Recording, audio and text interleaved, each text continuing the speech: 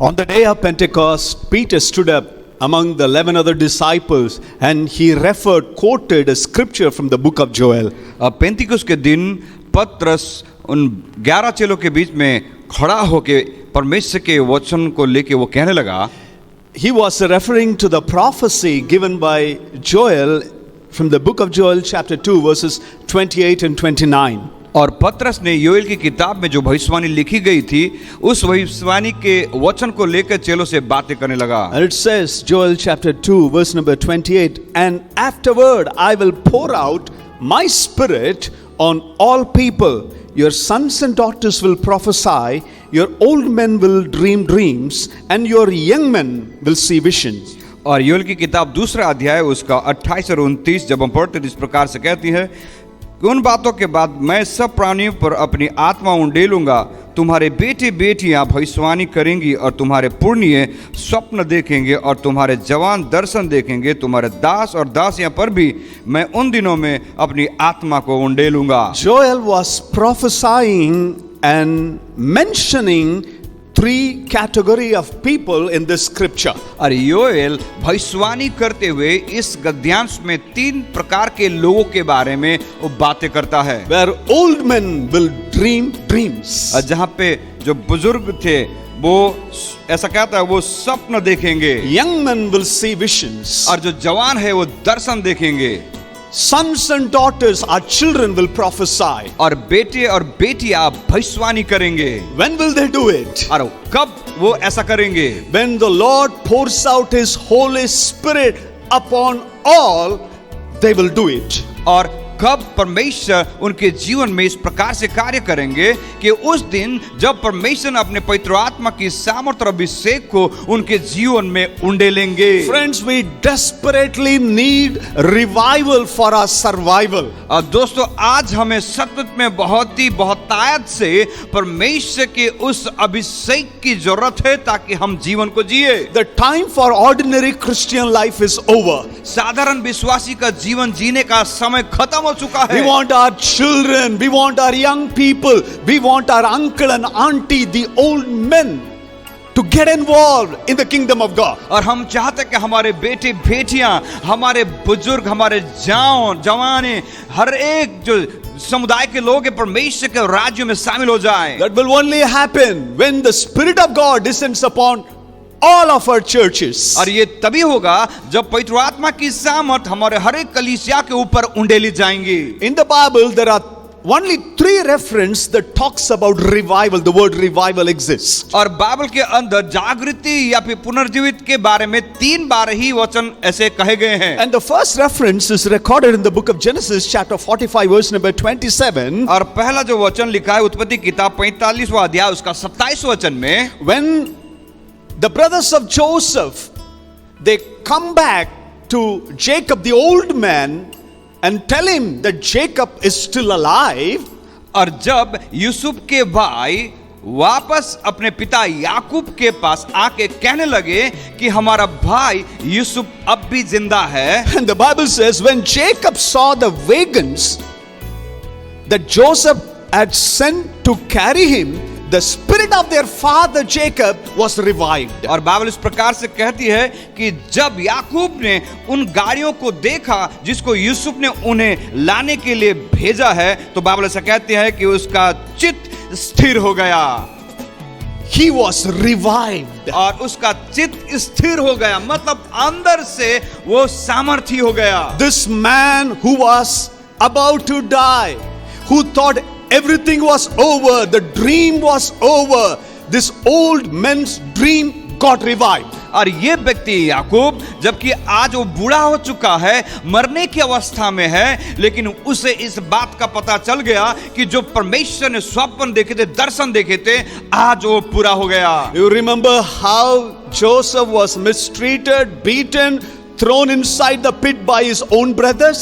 क्या हम जानते हैं कि किस प्रकार से यूसुफ अपने जीवन में उस दर्शन की बातों को लेकर जब आगे बढ़ा तब उसके भाइयों ने उसे मारा पीटा और जेल में भी भेज दिया. And his brothers bring that bloody coat and show to his their father Jacob and say, your son Joseph was killed by a beast. और यूसुफ के भाइयों ने क्या किया, यूसुफ को मारने के बाद, उसे भेजने के बाद, उसके कपड़े जो थे लहूलुहान थे, उसे लेके आके उन्होंने याकूब को दिखाया और कहा कि तेरा पुत्र यूसुफ मर चुका है, उसे जंगली जानवरों ने खा लिया है, उसके कपड़े हम लेके आए हैं करके दिखाता And है। Jacob sees that bloody coat of Joseph and he says, surely my son Joseph has been killed by a beast. और जब याकूब ने देखता है यूसुफ के कपड़े जो लहूलुहान था, तब वो इस बात से निश्चित हो जाता है कि मेरा पुत्र, मेरा बेटा यूसुफ को जंगली जानवरों ने खा डाला He है। had a perfect faith in a lie. अभी याकूब को संपूर्ण विश्वास है उनके बेटों की झूठी बातों के ऊपर, It was a false evidence. और ये जो गलत जो सबूत वो लेके आए, He thought to himself, the dream that Joseph saw is not going to happen. और उसके पिता याकूब ने सोचा कि जिस बात की चर्चा यूसुफ ने की थी, दर्शन की बात, स्वप्न की बातें, आज वो सपन खत्म हो गई है। The dream is dead. उसका सपन आज पूरा हो गया है, The future is dead. उसका भविष्य पूरा हो गया है। But the moment he saw the wagons coming, लेकिन जब याकूब ने उसने देखा कि जो गाड़ियां यूसुफ ने भेजी थी उसके लिए, the provision that Joseph sent it, और जिस प्रकार की मदद यूसुफ ने अपने पिता के लिए भेजी थी, this old man called Jacob, और ये बूढ़ा व्यक्ति याकूब, his dream got revived. और उसका स्वप्न जो दर्शन था वो फिर से जीवित हो गया। What does Joel prophesy? और योएल ने क्या भविष्यवाणी की? Old man will see dreams. वो कहते पुरनिये स्वप्न देखेंगे। God can revive your dreams. परमेश्वर आपके सपनों को फिर से तरताजा कर सकता है। It does not go according to your time, according to your calendar. It happens according to his plan and purpose. यदि आपके सपने, यदि आपके समय के अनुसार नहीं होता है, चिंता मत कीजिए, परमेश्वर ने आपके उस सपन को पूरा करने के लिए एक निर्धारित समय को रखा है। It is never too late with the Lord. क्योंकि परमेश्वर के लिए कभी देरी नहीं होती। You may be saying to yourself, Pastor, I'm too old to see the things of God spoken over my life to come to pass. शायद आप कह सकते हो कि पासवान, अब बहुत समय पूरा हो चुका है क्योंकि मैं बूढ़ा हो चुका हूं और परमेश्वर के जो वायदे मेरे जीवन में थे, उन वायदों को मैं पूरा होते हुए नहीं देख पाया। I have a dream, I have a vision, but I'm old. मेरे पास स्वप्न भी थे, मेरे पास दर्शन भी था, लेकिन आज तो मैं बूढ़ा हो चुका हूं। You must have buried your dreams. शायद आपने स्वप्न और दर्शन को आपने दफना दिया हो। Uncle, auntie, God can still perform a miracle. और अंकल और आंटी, आपसे हम कहना चाहते हैं, आपके स्वप्न और दर्शन को परमेश्वर फिर से जागृत कर सकता है। At what age the Lord started using Moses? और कौन सा उम्र था जब परमेश्वर ने मूसा को उपयोग किया? At the age of 80, his mission starts. और जब मूसा को उम्र 80 साल का हुआ, तब उसके जीवन में परमेश्वर की सेवकाई शुरू हुई। Don't ever believe what the enemy is showing to you. आप उन बातों के ऊपर विश्वास ना करें जो शत्रु आपको दिखाना बताना Your चाहता है। provision, your miracle, your breakthrough, it's coming, it's on the way. और आपके जीवन के हर एक जागृति, आपके जीवन की हर एक जरूरतें, परमेश्वर का दर्शन वो समय में प्रभु ने भेज रहा है। God is not through with you. और परमेश्वर आपके साथ अब तक छोड़ा नहीं है। Old men will dream dreams. और पुरनिये स्वप्न देखेंगे।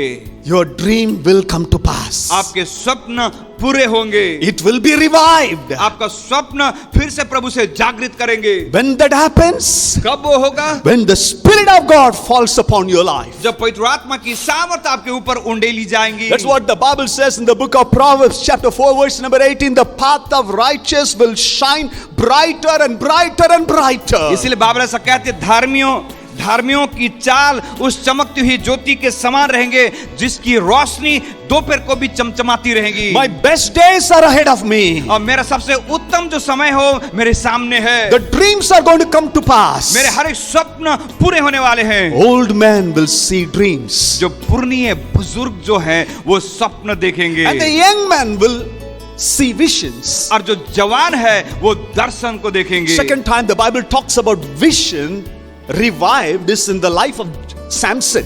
और दूसरी बार ऐसा क्या था, सैमसन के जीवन में परमेश्वर का दर्शन फिर से जागृत हुआ।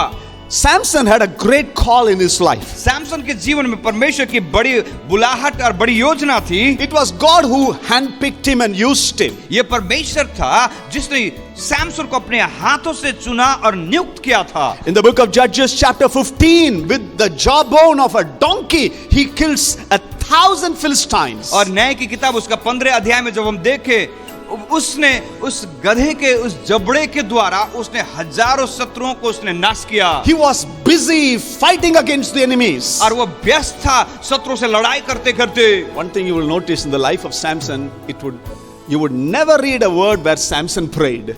और आप सैमसन की किताब या जीवन के बारे में जब हम पढ़े तो आपने इस बात को नहीं पढ़ पाओगे, नहीं देख पाओगे कि लिखा हो वचन में कि सैमसन ने प्रार्थना की। God's anointing was upon him. परमेश्वर का अभिषेक उसके ऊपर था। He was depending upon yesterday's anointing. और वो विश्वास करता था बीते दिनों की जो अभिषेक उसने पाया था उसके ऊपर। Everything was going very well. He was busy. सब कुछ सही चल रहा था और व्यस्त था Samson. At one point, after killing 1,000 Philistines with the jawbone of a donkey, और जब हजारों की तादाद में फिलिस्तियों को उसने उस गधे के जबड़े से मार डालने के बाद he was exhausted. He was tired. He was losing his strength. और वो लड़ाई के बाद वो थक गया, वो हारा हुआ महसूस किया और अपने सामर्थ को खोता हुआ उसने पाया। And the Bible says in Judges chapter 15 verse number 19, then God opened up the hollow place in Lehi and water came out of it and Samson drank, his strength returned and he was revived. और ऐसा कहता है न्याय की किताब 15 अध्याय उसके 19 वचन में, तब परमेश्वर ने लही में ओखली सा गड्ढा कर दिया और उसमें से पानी निकलने लगा और जब सैमसन ने पिया तब उसके जी में जी आ गया। Young men will see vision. जवान जो है वो दर्शन देखेंगे। Young men will see vision. जवान जो है वो दर्शन देखेंगे। Are you tired of your life? क्या आप अपने जीवन में थक गए हो? You have been busy with your mundane work. You don't feel the freshness anymore. क्या आप सोमवार से लेकर शनिवार तक के काम काजों में फंस गए हो और अपने आप एक ताजगी को महसूस नहीं करते? You have lost the connection with the Lord. क्या आपने परमेश्वर के साथ का वो संबंध और संपर्क को खो दिया है? It was Samson on the day. और ये सैमसन था उस दिन, उसके साथ ऐसा ही हुआ। Tired, exhausted. और थका और हारा हुआ था। Yesterday's victory, yesterday's relationship with the Lord is not enough for today. और कल का विजय और कल का संबंध परमेश्वर के साथ था, वो आज हमारे जीवन में काम नहीं आ सकता। Don't bask in your past glory. आप बीते दिनों की इस महिमा को सोच के आप अपने जीवन में घमंड ना करें। Samson forgot his call. और सैमसन ने अपने जीवन में उस बुलाहट को उसने खो दिया। He was so busy. अब बहुत ही व्यस्त था कामों में। Finally, he was handed over to the Philistines. और अंत में उस सैमसन को फिलिस्ती लोगों के हाथों में जाना पड़ा। His eyes were gouged. उसके आंखें निकाल दी गई। He lost the vision. उसने अपनी रोशनी, अपने दर्शन को उसने खो दिया। He was working like an animal in a chucky. और वो चक्की के चारों तरफ उस जानवर के समान घूमने लगा। That time he cries unto God. उस वक्त वो प्रभु के उपस्थिति में रोता है। He was brought between two pillars. और उसको दो खंबे के बीच में उसे बांधा गया। First time you heard Samson pray. और पहली बार आप देखोगे जहां पे सैमसन ने प्रार्थना की। He says, Lord, remember me one more time. और वो कहता है कि प्रभु मुझे फिर एक बार याद कर दे। Lord, remember me one more time. वो कहता है प्रभु मुझे फिर एक बार स्मरण कर। I have lost my vision. मैंने अपने दर्शन को खो दिया। I've been circling in the same place. मैं उसी जगह पे गोल गोल एक ही जगह पे घूम रहा हूँ। I don't progress. मैं आगे नहीं बढ़ पा रहा हूँ।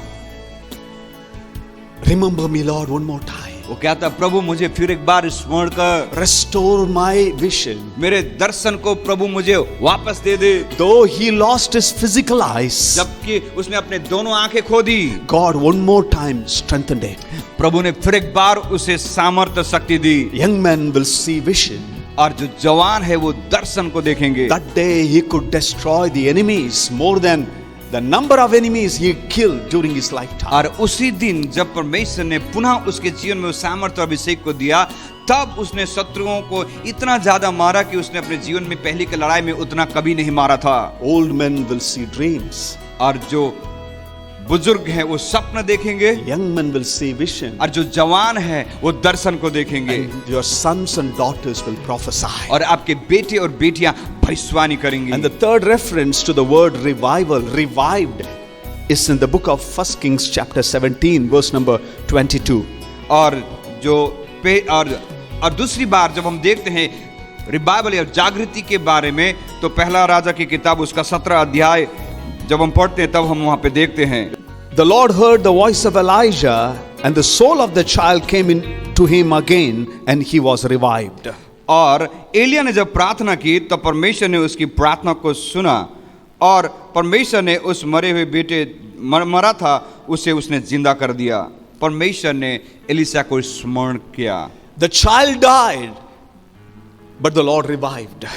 वो बच्चा मर गया था, लेकिन परमेश्वर ने उसे नया जीवन दिया, प्रभु ने उसे जिंदा किया। I don't know how many of the parents watching us online feel that your children are completely spiritually dead. मन नहीं जानता आप में से कितने माँ बाप आप ऑनलाइन हमें देख रहे हो और आपके बच्चे शायद आज नहीं है।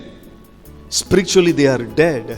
आत्मिक जीवन में बहुत ही पीछे हट गए हैं। They have gone far away from the Lord. और वो आज प्रभु में नहीं है, दूर चले गए। And you know, if you read 1 Kings chapter 17 verse number 18, this woman takes the blame for the death of her son upon herself. और जब पहला राजा की किताब 17 उसका 18 जब हम देखते हैं, जहाँ पे वो स्त्री अपने बेटे की मृत्यु को अपने ऊपर जिम्मेदारी लेती है। And she thinks all this thing happened because of my past sin. और वो कहती है कि ये इसलिए हुआ क्योंकि बीते दिनों में मैंने जो पाप किए थे। She was gripped with guilt and she was blaming herself for the death of the son. और ये स्त्री उस पछतावा से वो जकड़ चुकी थी और उस सारे इल्जाम सारी चीजों को अपने ऊपर ले ली कि मेरे वजह से ऐसा हुआ।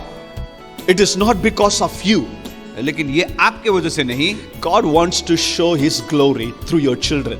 प्रभु आपके जीवन के द्वारा अपनी महिमा को प्रकट करना चाहते हैं। He wants to pour out his spirit upon our children. क्योंकि प्रभु अपने आत्मा की अभिषेक को हमारे बच्चों के ऊपर उंडेलना चाहते हैं। And he wants to revive them. और प्रभु उन्हें जीवित करना चाहते हैं आत्मिक रीति से। We want to experience the outpouring of the Holy Spirit upon our children. और हम इस बात का अनुभव करेंगे कि परमेश्वर के पवित्र आत्मा के सामर्थ्य और अभिषेक हमारे बच्चों के ऊपर उंडेली जाएंगी। It is going to happen. और ऐसा होने वाला है। The vision is kept for an appointed time. It will surely come to pass. क्योंकि दर्शन की बातें नियमित समय के लिए रखी गई है और निश्चित रूप से वो पूरी होंगी। God wants to revive and restore your children who are spiritually dead. और जो परमेश्वर कहते हैं कि जो आपके बच्चे प्रभु में ठंडे और पीछे पड़े हुए हैं, परमेश्वर उन्हें फिर से तरोताजा करने वाले हैं, परमेश्वर फिर से उन्हें जागृत करने वाले हैं। If you are a young man, young woman watching us online, God wants to restore your vision.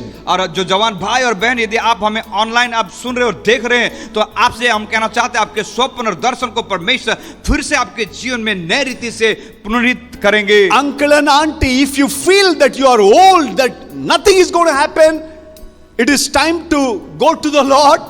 It is not true. God wants to still do something through you. यदि अंकल और आंटी जब आप यदि सुन रहे हैं और देख रहे हैं और आपको ऐसा लगता है कि हमारे उम्र तो बढ़ चुका है, अब तो हम जाने वाले, लेकिन आपसे कहना चाहते हैं कि आपके जीवन में परमेश्वर ने वो सपनों को दिए रखा है और वो सपना आपके जीवन में अब भी पूरी हो सकती है। When will it happen? लेकिन वो कब होगा? When the Spirit of the Lord, Holy Spirit of God fills us every day. लेकिन जब पवित्र आत्मा की सामर्थ्य आपके जीवन के ऊपर हर दिन उंडेली जाएंगी, तब आप परमेश्वर के लिए दर्शन और सपनों को देखोगे। John the Baptist, he said this word. और जॉन द बैप्टिस्ट ने इस प्रकार से कहा, I baptize you with the water. मैं तो तुम्हें पानी से बपतिस्मा दे रहा हूं, But the one who comes behind me is greater than me. लेकिन जो मेरे पीछे आने वाला है वो मुझसे भी बढ़कर है। He will baptize you with the Holy Spirit and with fire. और क्या तो तुम्हें पवित्र आत्मा और आग से बपतिस्मा देने वाला है। Your pastor can give you water baptism. आपका पासवान आपको पानी का बपतिस्मा दे सकता Your है। pastor can pray for you. आपका पासवान आपके लिए शायद प्रार्थना कर सकता He है। can come to your house for visitation. हम आपके घर आ सकते हैं आपसे मुलाकात करने के He लिए। can preach a sermon. हम संदेश को प्रचार कर सकते But there हैं। is one ministry exclusively kept for Jesus. और एक ही जो सेवकाई सिर्फ और सिर्फ यीशु के लिए रखा गया है, That is Jesus who baptizes you with the Holy Spirit. और प्रभु यीशु मसीह है जो आपको पवित्र आत्मा की सामर्थ्य से बपतिस्मा देता है। He wants to fill you. और वही परमेश्वर आपको भरना चाहते He हैं। wants to lead you daily. और परमेश्वर आपको हर रोज आपकी अगुवाई करना चाहते That's हैं। what the Bible says. This anointing will teach you और क्योंकि बाइबल इसी प्रकार से कहते हैं कि यही अभिषेक आपको सिखाएंगे everything.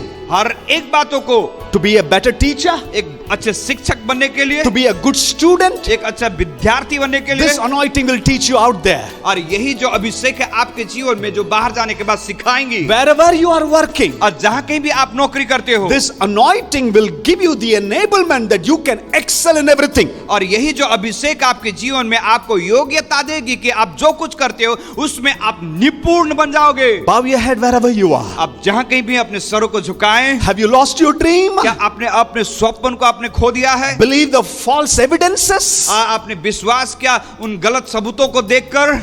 Is your vision removed from your life? क्या आपका दर्शन आपके जीवन से निकाल दिया गया है? Tired and weary of fighting the battles? क्या आप थके मांदे होके आपके जीवन की लड़ाई को लड़ रहे हो?